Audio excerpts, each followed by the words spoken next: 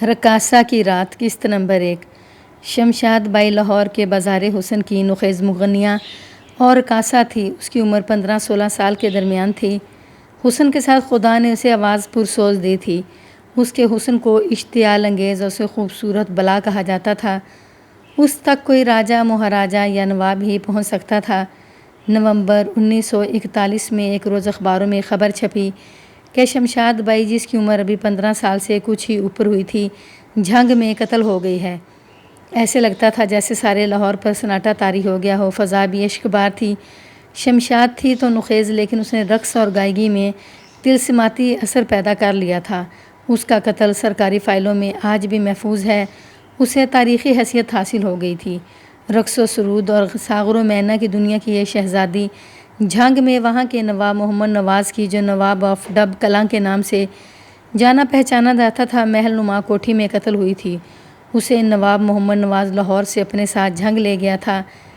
8 نومبر 1941 کی رات تھی۔ آدھی رات کے لگ بھگ نواب محمد نواز کا خاص ملازم محمد حسین، جو نواب کا منشی بھی تھا، جھنگ کے ڈسٹرکٹ سپرنٹنڈنٹ پولیس خان بہادر سید نور حسین شاہ کے بنگلے پر گیا۔ اس کے ساتھ جھنگ کا ایک ہندو وکیل لالا منوہر لال تھا۔ یہ وکیل نواب کا مشیر قانون تھا۔ انہوں نے ڈسٹرکٹ ایس پی سید نور حسن شاہ کو بتایا کہ لاہور کی مشہور مغنیہ اور رقاصہ شمشاد بائی نواب صاحب کی کوٹھی میں نواب صاحب کے پلنگ پر مڑی پڑی ہے۔ انہوں نے موت کا باعث ریوالور کی گولی بتایا۔ گولی شمشاد کے سر میں لگی تھی۔ ان لوگوں کو تھانے میں رپورٹ دینی چاہیے تھی، لیکن انہوں نے آدھی رات کو ڈسٹرکٹ ایس پی کو جگایا اور اسے رپورٹ دی۔ وہ اپنے نواب کو جھنگ کا بادشاہ اور ایس پی کو نواب کا نوکر سمجھتے ہوں گے۔ ایس پی نے انہیں کہا کہ وہ تھانے جائیں اور ایف آئی آر لگوائیں۔ یہ کام متعلقہ تھانے کے ایس ایچ او کا ہے، ڈسٹرکٹ ایس پی کا نہیں۔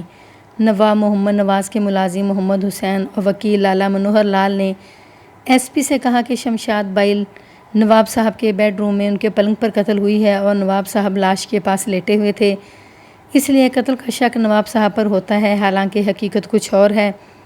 اس لیے نواب صاحب نے کہا ہے کہ ایس پی سید نور حسین شاہ صاحب 2 لاکھ روپیہ نقد لے لیں اور اس کیس کو دبا لیں۔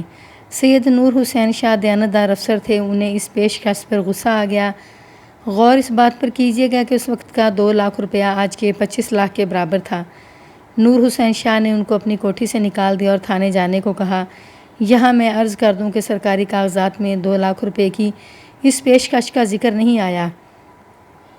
قتل کی اس واردات کے 11 سال بعد مجھے جھنگ پولیس میں بھیجا گیا تھا۔ ایک روز سابق وفاقی وزیر خوراک کرنل عابد حسین سے ملاقات ہوئی۔ شمشاد بائی کے قتل کا قصہ چل نکلا۔ کرنل عابد حسین نے مجھے بتایا کہ ڈسٹرکٹ ایس پی سید نور حسین شاہ کو 2 لاکھ روپیہ رشوت پیش کی گئی تھی، جو انہوں نے ٹھکرا دی تھی۔ نواب محمد نواز کا ملازم خاص محمد حسین اور وکیل لالا منوہر لال تھانے گئے۔ تھانے کا S H O sub inspector Ali Hussain تھا۔ اس نے محمد حسین اور لالا منوہر لال کا بیان لکھ کر ایف آئی آر بنام محمد حسین تحریر کی۔ اس وقت صبح کے 3:30 بج رہے تھے۔ سب انسپکٹر علی حسین نے لالا منوہر لال کا بھی بیان لکھ لیا۔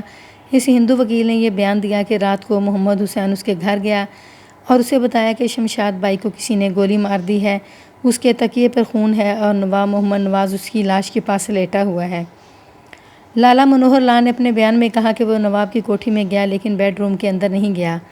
اس نے بیڈ روم کی کھڑکی میں سے دیکھا نواب محمد نواز شمشاد بائی کی لاش کے ساتھ لیٹا ہوا تھا۔ شمشاد بائی کے سر کے نیچے تکیے پر بہت خون تھا۔ نواب لالا منوہر لال سے کہا شمشاد مر گئی ہے۔ سب انسپکٹر حسین موقع واردات پر گیا۔ پوپ ہٹ رہی تھی۔ اس نے دیکھا کہ قتل کے بعد اتنا زیادہ وقت گزر جانے کے باوجود نواب محمد شمشاد بائی کی لاش کے پاس لیٹا ہوا تھا۔ وہ ہلانے اور بلانے پر بھی نہیں بولتا تھا، جیسے وہ بے ہوش پڑا ہو۔ شمشاد مری ہوئی تھی۔ ایک ریوالور پلنگ کے قریب فرش پر پڑا تھا۔ یہ 38 بور کا ریوالور تھا۔ سب انسپکٹر علی حسین نے ریوالور اٹھا کر اس کی نالی سونگھی۔ بارود کی بو نمایاں تھی۔ ریوالور کا سلنڈر کھول کر دیکھا۔ اس میں 4 گولیاں تھیں اور 2 خول یعنی کھوکھلے۔ اس ریوال سے 2 گولیاں فائر ہوئی تھیں۔ ایک گولی مقتولہ کے سر کے پچھلے حصے میں لگی اور دوسری پلنگ کے ساتھ والی دیوار میں لگی تھی۔ دیوار پر جہاں گولی کا نشان تھا وہ فرش سے 6 فٹ 3 انچ اونچا تھا۔ آتش دان کے پاس ایک بھری ہوئی رائفل کھڑی تھی۔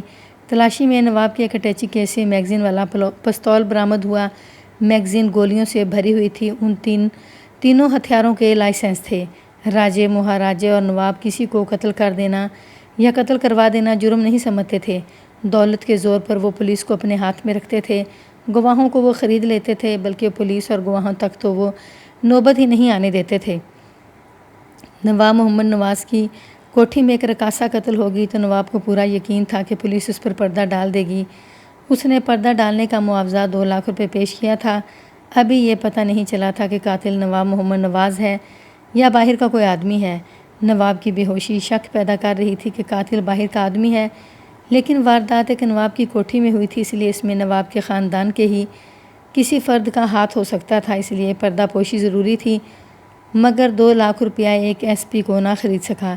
ایس پی سید نور حسین شاہ نے صرف یہی نہ کیا کہ وہ 2 لاکھ روپیہ رشوت قبول نہ کی، بلکہ انہوں نے ایسے اقدامات کیے کہ نواب پولیس کے کسی چھوٹے افسر کو خرید نہ سکے۔ ایک تو انہوں نے موقع واردات پر ایک ڈی ایس پی کو بھیج دیا، اس کا نام غلام حیدر تھا، جس نے موقع واردات پر جاتے ہی دیکھا کہ سب انسپکٹر علی حسین نے کیا کیا ہے۔ اس نے کوٹھی میں وہی کچھ دیکھا جو اسے علی حسین نے بتایا تھا کہ وہ دیکھ چکا ہے۔ جھنگ کے فوٹوگرافر جگن ناتھ کو بلا لیا گیا۔ اس نے مقتولہ اور نواب محمد نواز کی تصویر اس حالت میں لی کہ نواب بے ہوشی کی حالت میں مقتولہ کے پاس لیٹا ہوا تھا۔ پھر اس نے کمرے میں پولیس کی ضرورت کے مطابق مختلف تصویریں لیں۔ D S P Ghulam Haider کو موقع واردات پر بھیج کر بھی ڈسٹرکٹ ایس پی سید نور حسین شاہ کو اطمینان نہ ہوا۔ وہ دولت کی طاقت اور چکا چوند سے واقف تھے۔ انہوں نے قاعدے قانون سے ہٹ کر یہ اقدام کیا کہ ایک مجسٹریٹ درجہ اول کو تفتیش کرنے والے سب انسپکٹر اور ڈی ایس پی کے ساتھ لگوا دیا۔ اس سے تفتیش میں یہ فرق پڑا کہ سب انسپکٹر جو بیان زیر دفعہ ضابطہ فوجداری لے رہا تھا، وہ اس مجسٹریٹ نے جس کا نام محمد شفیع تھا زیر دفعہ لینے شروع کر دیے تاکہ گواہ اپنے بیانات سے منحرف نہ ہو سکیں۔ پولیس نے نواب کے خاص ملازم محمد حسین کے علاوہ جن کے بیان لیے، ان میں گاما نام کا خان سامہ اور دل سنگھ نام کا گورکھا چوکیدار شامل تھے۔ وہاں ایک شخص اور بھی تھا، وہ نواب محمد نواز کا چچا زاد بھائی تھا۔ اس کا نام بھی محمد نواز تھا اور محمد نواز ثانی کہلاتا تھا۔ نواب محمد نواز کے مرنے کے بعد جائیداد کا وارث محمد نواز ثانی تھا۔ وہ اس رات کوٹھی کے احاطے میں خیمے میں سویا تھا۔ آخر نواب ہوش میں آ گیا۔ اسے بیان دینے کو کہا گیا۔ اس نے کہا کہ وہ عدالت میں تحریری بیان دے گا۔ دوسرے افراد کے بیانات کی روشنی میں نواب محمد نواز کو ہی ملزم تصور کیا گیا۔ اس کی جامع تلاشی سے اس کی جیب سے 25,000 روپیہ برآمد ہوا۔ اس وقت 10,000 روپیوں کا ایک نوٹ ہوا کرتا تھا اور 1,000 روپیوں کا بھی ملزم سے برآمد ہونے والی رقم اس طرح تھی: 10,000 کے 2 اور 1,000 کے 5 نوٹ۔ ایک بیش قیمت پلنگ پر ہار بھی پڑا تھا۔ نواب محمد نواز کو گرفتار کر لیا گیا، مگر اسے تھانے کی حوالات میں رکھنے کی بجائے جوڈیشنل جیل کی حوالات میں بھیج دیا گیا۔ جھنگ کے سیشن جج نے اسے ضمانت پر رہا کر دیا۔ یہ دفعہ 302 تعزیرات ہند قتل کا کیس تھا، اس میں ضمانت نہیں ہو سکتی تھی۔ صاف ظاہر ہے کہ نواب کا اثر و رسوخ اور پیسہ کام کر گیا تھا، مگر ڈسٹرکٹ ایس پی سید نور حسین شاہ نے ہائی کورٹ میں درخواست دے کر نواب کی ضمانت منسوخ کرا دی۔ چونکہ نواب بیمار تھا، اس لیے اسے ہسپتال میں داخل کرا دیا گیا اور وہیں وہ زیر حراست رہا۔ ملزم نواب محمد نواز کے اثر و رسوخ کو دیکھتے ہوئے سید نور حسین شاہ نے ہائی کورٹ سے یہ حکم لے لیا کہ مقدمے کی سماعت جھنگ سیشن کورٹ کی بجائے لاہور سیشن کورٹ میں کی جائے۔ چنانچہ کیس لاہور منتقل کر دیا گیا۔ یہ کوئی معمولی کیس نہ تھا۔ شمشاد بائی جیسی حسین اور نخیز رقاصہ قتل ہو گئی تھی اور قتل کا ملزم ایک نواب تھا۔ دراصل قتل سے زیادہ سنسنی خیز خبر تو یہ تھی کہ ایک نواب کو گرفتار کر لیا گیا تھا۔ مقتولہ کا پوسٹ مارٹم جھنگ میں وہاں کے سول سرجن ڈاکٹر شیر سنگھ نے کیا۔ اس نے رپورٹ میں لکھا کہ گولی گدی کے بائیں طرف سے سر میں داخل ہوئی اور کھوپڑی میں دائیں طرف گئی۔ یہی گولی موت کا باعث بنی۔ یہ گولی کھوپڑی سے نہیں نکلی اور پوسٹ مارٹم میں کھوپڑی میں نہ پائی گئی۔ ڈاکٹر نے رائے لکھی کہ مقتولہ اپنی دائیں کروٹ لیٹی ہوئی تھی جب اسے گولی ماری گئی۔ اس وقت مقتولہ کا سر ذرا اونچا تھا۔ یہ خیال بھی ظاہر کیا گیا کہ گولی دائیں کان میں سے نکل گئی ہوگی۔ دوسری گولی جو دیوار میں لگی تھی وہ کمرے میں پڑی ہوئی مل گئی تھی۔ یہ پچکی ہوئی تھی۔ اس گولی کے متعلق نہیں کہا جا سکتا تھا کہ یہ کھوپڑی سے پار ہو کر دیوار میں لگی ہوگی۔ سر میں لگنے والی گولی کا زاویہ مختلف تھا۔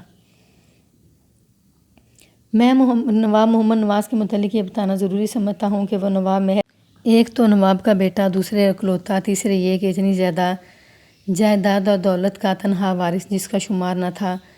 وہ اپنے آپ کو ساری دنیا کا بادشاہ سمجھتا تھا۔ اس کی پرورش کے لیے ایک یورپین گورننس رکھی گئی تھی۔ اس کی پرورش اور تعلیم و تربیت اسی گورننس کی نگرانی میں ہوئی۔ محمد نواز نے تعلیم چیفز کالج لاہور میں پائی، جسے اب ایچسن کالج کہا جاتا ہے۔ تعلیم سے فراغت کے بعد اس کی شادی پنجاب کے اس وقت کے وزیر تعلیم میاں سرفضل حسین کی بیٹی سے ہوئی۔ محمد نواز بڑا بانکا و ترادار جوان تھا اور عیش و عشرت کا دل دادا تھا۔ اس کی عیاشی کا مرکز لاہور تھا۔ شاید یہی وجہ تھی کہ اس کی ازدواجی زندگی میں تقدر پیدا ہو گیا۔ اس کی صرف ایک بیٹی پیدا ہوئی، پھر اس نے اپنی بیوی کو طلاق دے دی۔ یہ 1936 کا واقعہ ہے۔ اس کے بعد اس نے ایک اور شادی کی، مگر تھوڑے ہی عرصے بعد یہ بیوی پراسرار حالت میں مر گئی۔ جنگ عظیم دوم شروع ہو گئی۔ جنگ کی ابتدا انگریزوں کے لیے منحوس ثابت ہوئی۔ یوں لگتا تھا جیسے پسپائی اور شکست ان کے مقدر میں لکھ دی گئی ہے۔ انہیں روپے پیسے کی بے تحاشا ضرورت تھی۔ ہندوستان میں انہوں نے جن لوگوں کو ریاستیں اور جاگیریں دے رکھی تھیں، ان سے انگریز نے وار فنڈ کے نام سے خوب دولت بٹوری۔ اس کے عوض انگریز نے انہیں مزید مراعات دیں۔ ان میں سے ایک یہ تھی کہ وار فنڈ میں بڑھ چڑھ کر چندہ دینے والے نوابوں اور جاگیرداروں کے جوان بیٹوں کو انگریز نے لیفٹیننٹ اور کیپٹن بنا دیا۔ جنگ عظیم کے وقت نواب محمد نواز جوان تھا۔ انگریزوں نے بھی اسے وار فنڈ کے عوض لیفٹیننٹ کا درجہ دے کر ریکروٹنگ آفیسر بنا دیا، لیکن اس کی صحت جوانی میں ہی تباہ ہو گئی تھی۔ یہ عیاشی دن رات شراب کے نشے میں بدمست رہنے کا نتیجہ تھی۔ اس کا جسم اندر سے کھوکھلا ہو چکا تھا۔ اسے مجبوراً استعفیٰ دینا پڑا۔ اس کے قریبی حلقوں سے پتہ چلا کہ طاقت کی انگریزی اور دیسی دوائیاں کھا کھا کر اس کے اعصاب اور جسمانی مشینری بری طرح بگڑ گئی تھی۔ ڈاکٹر اور حکیموں نے اسے خوب دولت بٹوری۔ حکیموں نے اسے بڑے قیمتی کشتے کھلائے۔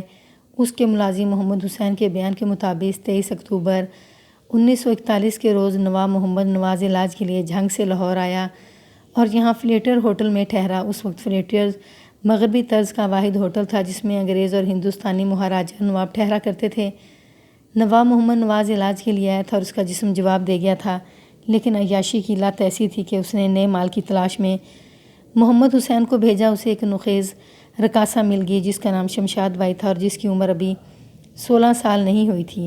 شمشاد بائی ہوٹل میں اس کے پاس آتی رہی۔ وہ مغنیہ بھی تھی اور رقاصہ بھی۔ اس نے نواب محمد نواز کی علیل دنیا میں رونق پیدا کیے رکھی۔ اس وقت نواب کی عمر 30 سال تھی، لیکن بیماری اور شراب نوشی نے اسے ضعیف کر دیا تھا۔ 6 نومبر 1941 کے روز نواب محمد نواز نے شمشاد کو 17,000 روپیہ نقد دیا، جو آج کے 2 لاکھ کے برابر تھا۔ شمشاد کو اس نے اپنے گاؤں خان گڑھ ضلع ملتان میں چلنے پر آمادہ کر لیا۔ شمشاد کیوں نہ جاتی، یہ اس کا پیشہ تھا، اور نواب محمد نواز سونے کے انڈا دینے والی مرغی تھی۔ وہ ساتھ چل پڑی۔ اس نے اپنے جوان بھائی طالب کو بھی ساتھ لے لیا۔ لاہور سے ریل گاڑی کا فرسٹ کلاس کمپاؤنڈ بک کرایا گیا۔ شمشاد اور اس کے بھائی کے علاوہ نواب کے 2 ملازم بھی ساتھ تھے۔ ایک تھا محمد حسین اور دوسرا خان سامہ گاما۔ ریل گاڑی صبح 4 بجے خانے وال اسٹیشن پر پہنچی۔ نواب کو اپنے گاؤں خان گڑھ جانا تھا، لیکن اس نے کہا کہ اس کی طبیعت ذرا زیادہ خراب ہے، اس لیے وہ خان گڑھ کی بجائے جھنگ جائے گا۔ چنانچہ یہ پارٹی ملتان جانے کی بجائے گاڑی بدل کر دن کے 11:30 بجے جھنگ پہنچ گئی۔ جھنگ میں محمد نواز کی کوٹھی میں اس کا چچا زاد بھائی محمد نواز ثانی مقیم تھا۔ نواب محمد نواز بغیر اطلاع کے جھنگ پہنچا تھا اور اس کے ساتھ شمشاد بھی تھی، اس لیے محمد نواز ثانی نے کوٹھی کے احاطے میں ایک خیمہ نصب کر لیا اور اس میں منتقل ہو گیا۔ یہ عجیب سا لگتا ہے کہ اتنی بڑی کوٹھی میں جس کے کمروں کا شمار نہ تھا، نواب کا چچا زاد بھائی کسی کمرے کی بجائے خیمے میں رہے۔ اس کی وجہ یہ تھی کہ نواب محمد نواز جب کسی طوائف یا کسی دوسری عورت کو بلاتا تھا تو وہ پوری طرح کوٹھی خالی کرا لیا کرتا تھا۔ یہ بھی ذہن میں رکھیں کہ کوٹھی میں نواب اور اس کے نوکروں کے سوا کوئی اور تھا ہی نہیں۔ اس کی بیوی نہیں تھی، کوئی بچہ نہیں تھا، ماں باپ مر چکے تھے اور وہ اکیلا تھا۔ نواب محمد نواز اور شمشاد بائی شام 5 بجے تک ڈرائنگ روم میں خوش گپیوں میں محو رہے۔ بیڈ روم میں بھی چلے گئے۔ تقریباً 1 گھنٹے تک گاما نواب کی ٹانگوں کی مالش کرتا رہا اور دباتا رہا۔ رات 10 بجے نواب کو کھانا بیڈ روم میں دیا گیا۔ شمشاد نے کھانا اپنے بھائی طالب کے ساتھ ڈرائنگ روم میں کھایا۔ پھر شمشاد سونے کے لیے نواب کے بیڈ روم میں چلی گئی۔ اس کے بعد ملازم کوٹھی کے احاطے میں اپنے کوارٹروں میں چلے گئے۔ خان سامہ گاما باورچی خانے میں سویا۔ شمشاد بائی کا بھائی طالب باورچی خانے کے ساتھ والے کمرے میں سویا۔ آدھی رات کے لگ بھگ خانسامہ نے نواب محمد نواز کی پکار سنی، محمد حسین کو بلاؤ۔ محمد حسین اپنے کوارٹر میں سویا ہوا تھا۔ خانسامہ جو نواب کی پکار پر جاگ اٹھا، وہ دوڑا گیا اور محمد حسین کو جگا لیا۔ ان دونوں کے بیانات کے مطابق دونوں نواب کے بیڈ روم کی طرف دوڑے گئے۔ دروازہ بند تھا لیکن غسل خانے کا دروازہ جو باہر کو کھلتا تھا کھلا تھا۔ کواڑ بند تھے، چٹکنی نہیں چڑھی ہوئی تھی۔ غسل خانے کا بیڈ روم میں کھلنے والا دروازہ بھی کھلا تھا۔ یہ دونوں جب غسل خانے کے باہر والے دروازے کے قریب پہنچے تھے، اس وقت انہوں نے بیڈ روم میں رائفل یا ریوالور اور فائر ہونے کا دھماکہ سنا۔